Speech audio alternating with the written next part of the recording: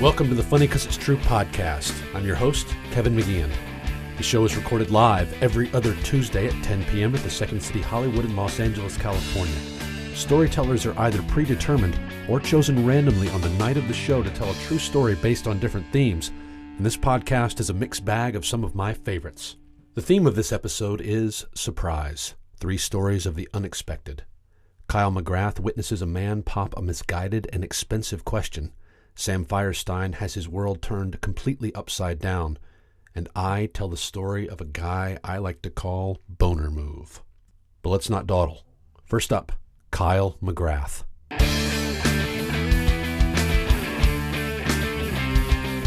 I have worked in the service industry for a lot longer than I ever thought I was going to work in the service industry. I've worked in bars in college where I've seen a girl who was 21 years old with a little tiara lay down, throw up in the air, have the vomit, come back down on her face, look up at me and say, "I'm a princess." I also worked in Florida at Disney World where I watched a guy on a date pee himself in khaki pants, realized that he peed himself, and got out of there as fast as possible, leaving his girlfriend or date behind, which I'm assuming is embarrassing for him. But for 5 years, I worked for the Yard House, which I don't know if you guys know what that is. It is if the Cheesecake Factory had a Southern California bro version of the Cheesecake Factory. So it's really, there's some nice entrees that are there. But for a while I worked at the one in Kansas City, right across from the newly built Kansas City Speedway racetrack, which brought in quite a crowd of people. The first week we were open, there was a guy there that was upset because we didn't have Coors on tap, and we sold cheeseburgers for $10 and had no idea how a business could stay open with those two things on your menu. So one night I was working, and there was a couple that was sitting at a table, a guy in a John Deere hat, jeans, and a T-shirt with his girlfriend there, scantily clad, but nice young lady. Now, the Yard House actually has on the menu Dom Perignon. And that night I sold my first bottle of Dom P at the Kansas City Yard House to this gentleman. He orders it, and he looks pretty proud of himself for ordering it. And I go up to my manager. You have to get it cleared with the manager before you order it. And so he brings it back, and he looks at the guy, and he's like, "Well, all right, I guess we're selling this tonight." The guy follows his wonderful order of Dom Perignon with chicken fingers and a chicken enchilada stack. Because he's going out tonight, right? So I'm kind of wondering, like, why is this guy buying this $185 bottle of champagne?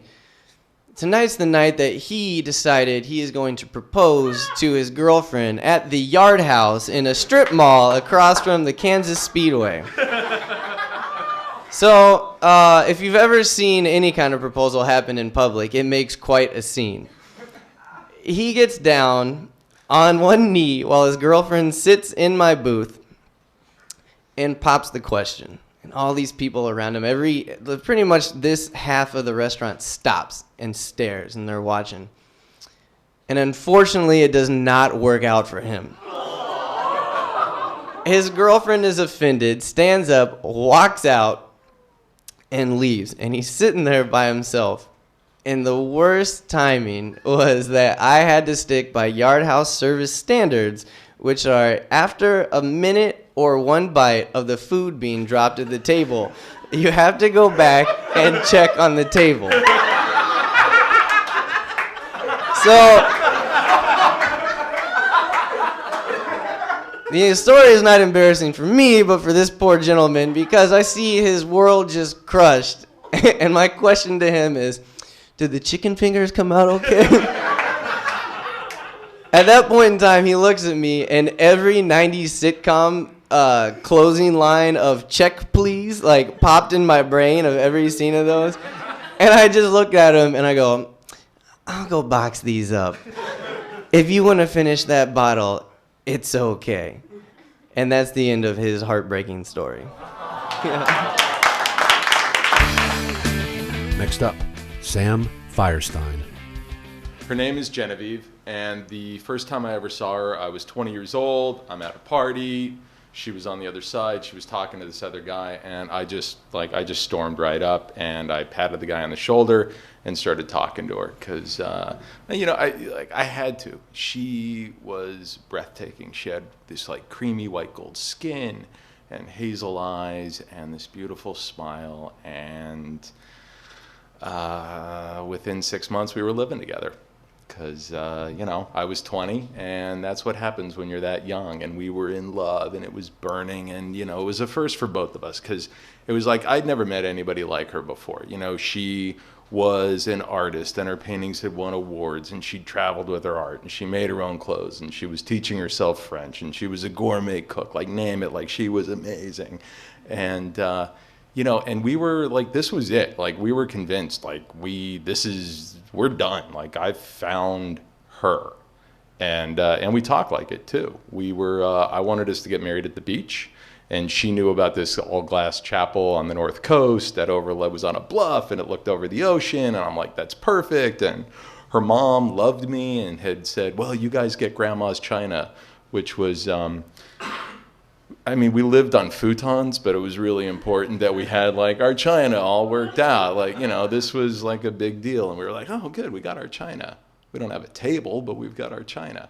And the only thing we really ever argued about was kids. Because I wanted 5 kids. I wanted a lot. Well, I came from this really bad small family, and I just wanted my house to always feel like a party, and I thought 5 kids would be awesome. And she's looking at me like, you're a blithering idiot, and if you think that I'm going to like force 5 like little football versions of you out of my body, you're out of your freaking mind. Like, and we argued about this a lot, and because it was like a joke. We were kids, and we knew, like, it's all going to work out, but it was funny. It was really, really funny. Until we found out that I already had a kid.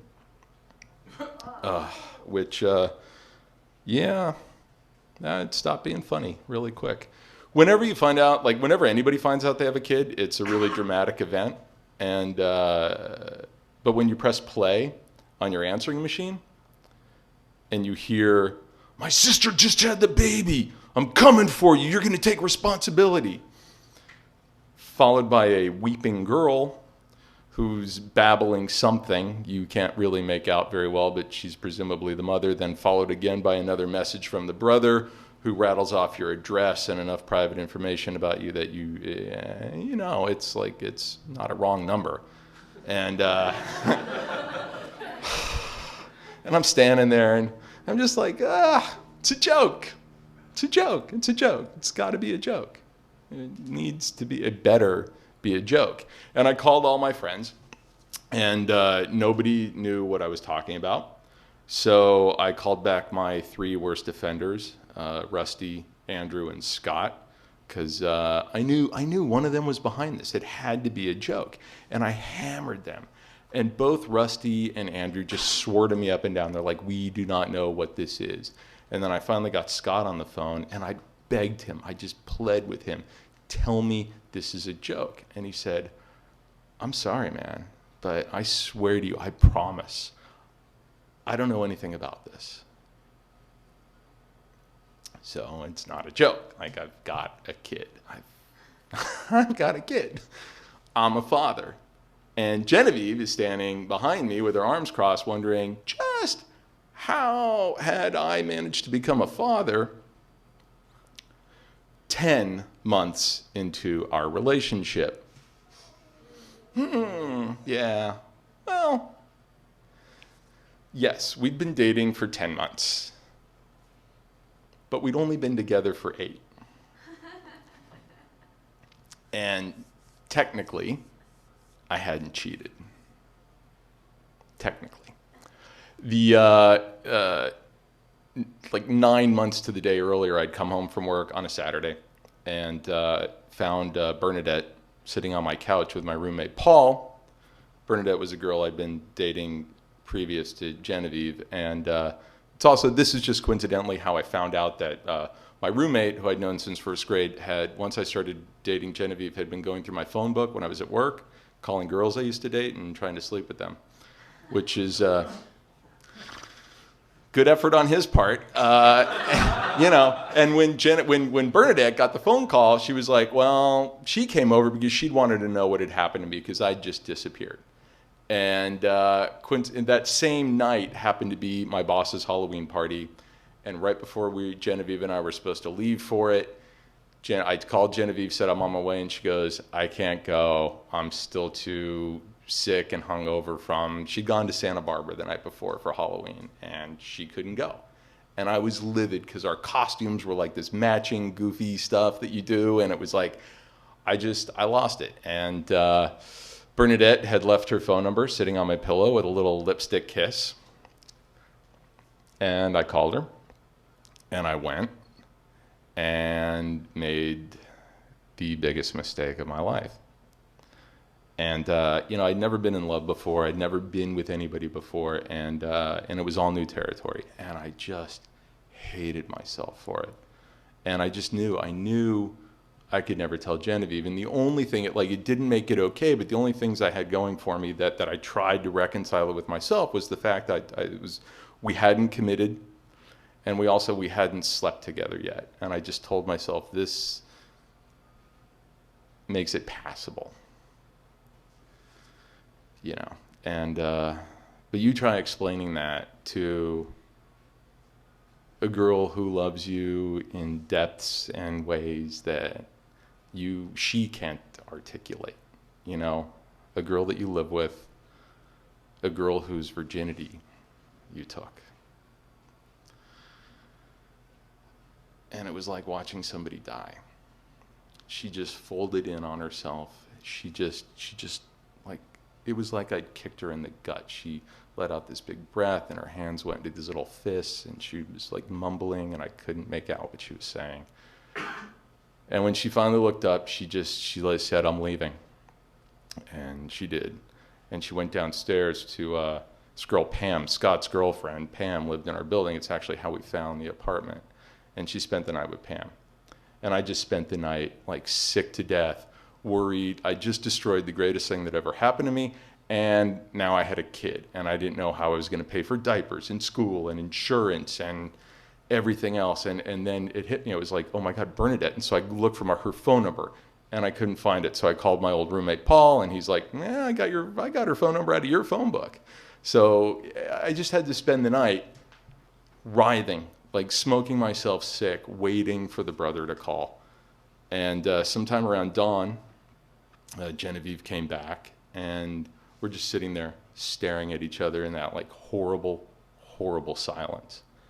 And the phone rang, and my heart dropped because I knew it was the brother, and I answered it, and it turned out it was actually Scott.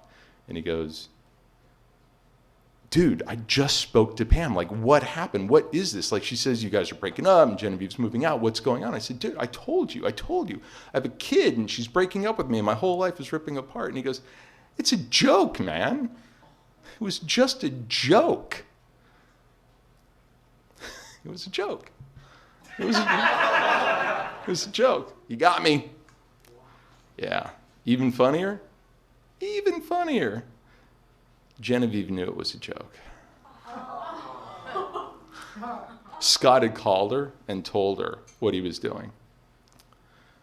And when I finally got her on the phone a couple days later, she told me, she said, I knew it was a joke, but when you got scared, I knew something was wrong, and I needed to know. And she found out.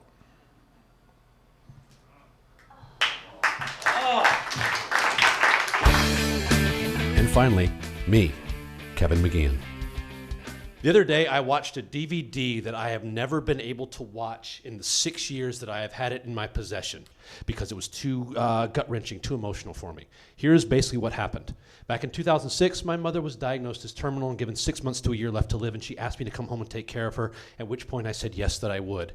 In the time that I lived with her, which was 5 months, we knew beyond a shadow of a doubt that she was not going to make it. It was not if, it was when. So with that, it became a very strange mental exercise of how do you stay up when you know that there's a big down coming. So what we did was, she was always very optimistic, and she could find the good in many situations. And in this one, what we decided to do was give her a party. A big end of her life party that we were going to invite all these people to, and it was going to be the culmination of her life. I was going to perform in it. I had a bunch of heavy hitter friends from Second City, from Chicago, who were going to come down, and they were going to help me with this thing. And long story short, we got to it, and it was an absolutely amazing night. She enters to this room where all of her friends, there were 100 people that just jumped to their feet, and they gave her a standing ovation when she came in, and she got to watch me do these songs that I had written. I introduced the room to each other after I had her write down facts about each person, and then I let everyone know about each other in the room. I showed some slideshows, and it was an absolutely magical night. And then something happened. At one point, I opened it up to the floor to let people say things to her. One of the people that said something so wrong that they warrant a nickname that I will refer to them as for the rest of this story.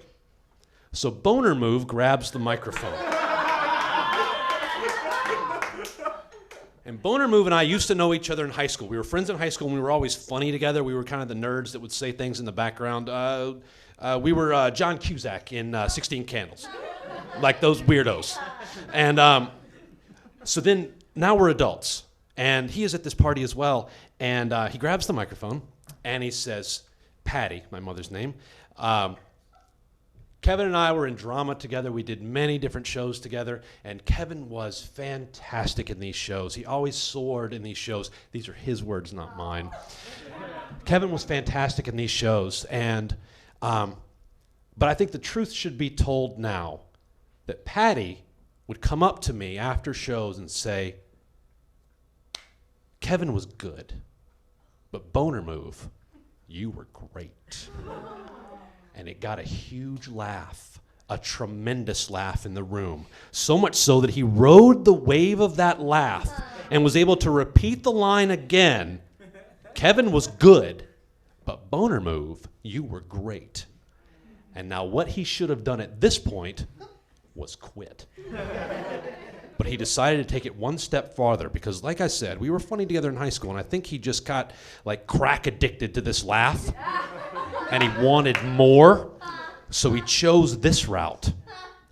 Now, Patty, I think you should know that myself, another guy, when we were in high school, we all thought you were a MILF. Now, here are some things you need to know. She's about to die. 2, she was a very prudish lady. My father and she divorced when I was 10 years old, and so ever since I was 10 years old, that was it. No more for Patty. She couldn't say the word penis. A few times when she tried to give me the sex talk, she couldn't get through penis. So she's not a real sexual lady. So, he says, we all thought you were a MILF. And it doesn't get the laugh he feels it so justly deserves. So he takes it one step farther. Let's watch it now.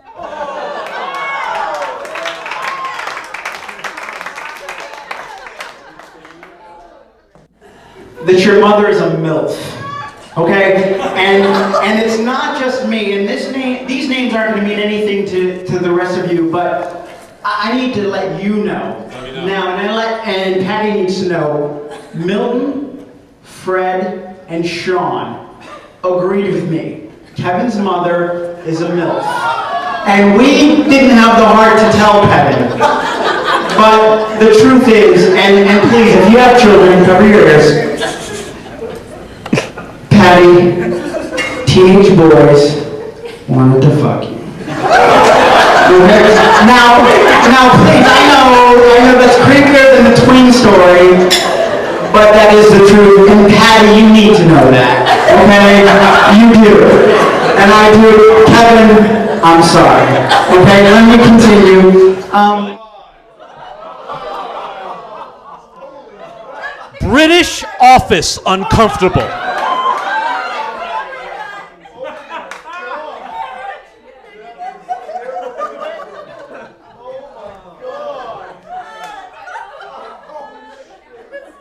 But the rest of the party went great.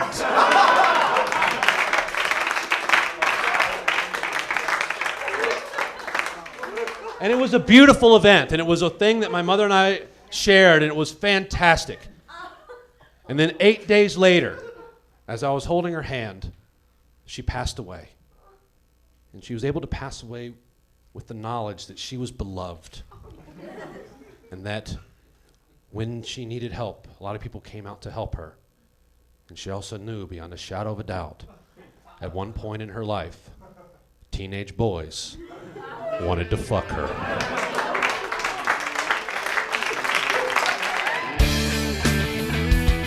That's it. That's our show. Special thanks to our storytellers Kyle McGrath and Sam Fierstein. Also thanks to Josh Callahan, Mark Warzeka, the Second City Hollywood, and the Comedy Podcast Network for producing the show. You can like Funny 'Cause It's True on Facebook to find out upcoming show dates and themes. All the past episodes are available for free download on the Comedy Podcast Network and iTunes. While on iTunes, feel free to leave a rating and a comment about the show. The more comments help the show grow to a broader audience on iTunes, plus it appeases my staunch desire for approval and acceptance. If you would ever like to see the live show, Funny 'Cause It's True is every other Tuesday at 10 p.m. at the Second City Hollywood, located on historic and morally corrupt Hollywood Boulevard.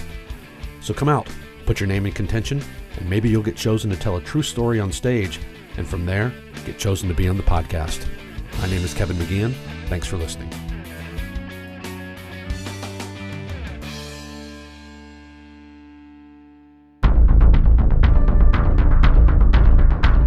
You have received this transmission from the Comedy Podcast Network. For more shows, visit comedypodcastnetwork.com.